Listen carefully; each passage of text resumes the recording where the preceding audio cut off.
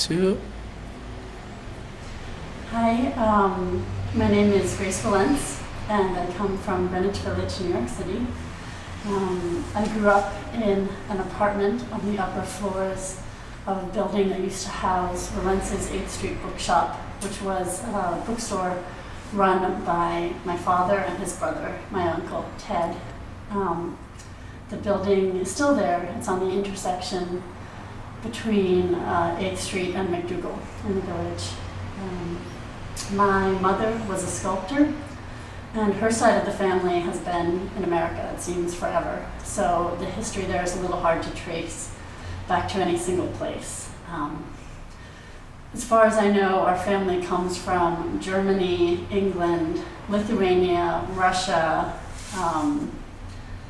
Spain, and Africa, with some rumored Swedish in there somewhere. Not sure if I believe that, but everyone tells me I have a very Irish look about me, so I don't know how that happened. My father's side of the family is a bit easier to trace. His parents were Lithuanian Russian and emigrated to the States around the turn of the century. My grandfather was a bit of a character. He made fur coats and wore one himself, and he also wore a diamond ring on his pinky finger.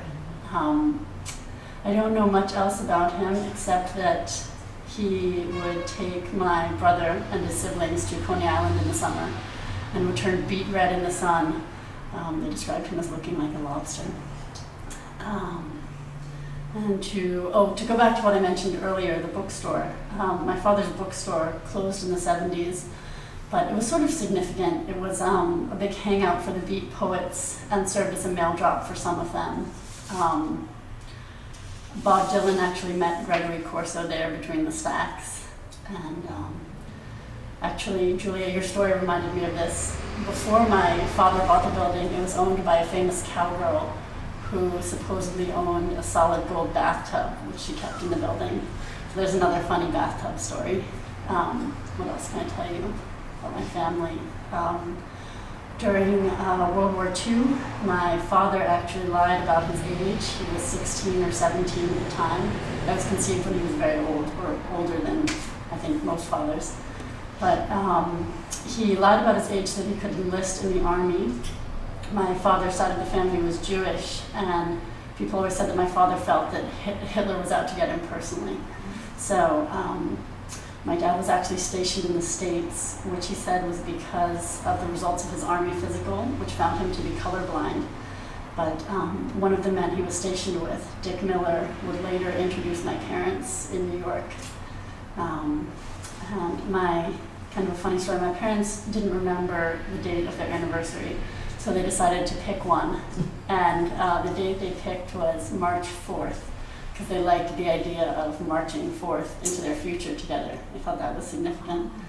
But sort of a funny twist to that story. When I first came to Dublin 3 years ago, I met my now boyfriend on July 12th, which we figured out because I'd given him my phone number on the back of a receipt for a drink at a pub.